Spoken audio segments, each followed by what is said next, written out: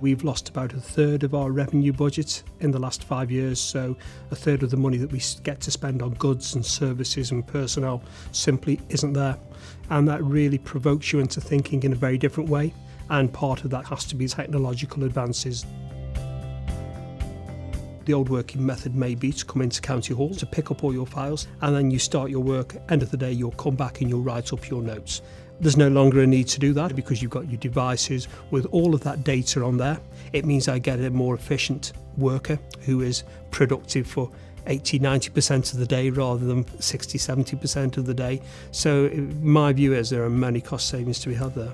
If you give somebody quite a narrow, thin and lightweight notebook device, but still affords them all of the access that they need, it makes their job much better. It reduces the barrier between them and the client.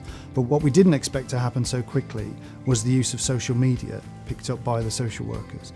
They were actually engaging with vulnerable children in a way that those vulnerable children chose to communicate. It's a great example of how you can easily change the culture of an organisation just by enabling somebody to think a bit differently.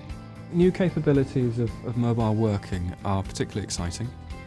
They have great potential for increasing the amount of time we're able to spend face-to-face with clients or customers in the community.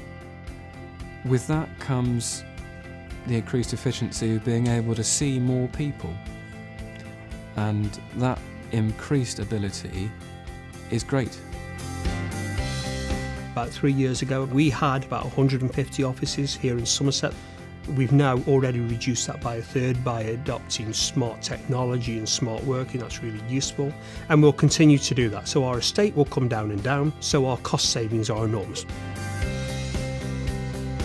We look to do a full platform shift, move us to the latest technologies, move us to evergreen technologies. It's about moving to a hybrid approach where 80% of that is actually moved to the Microsoft cloud, and we maintain a minimal amount of technology within our data room.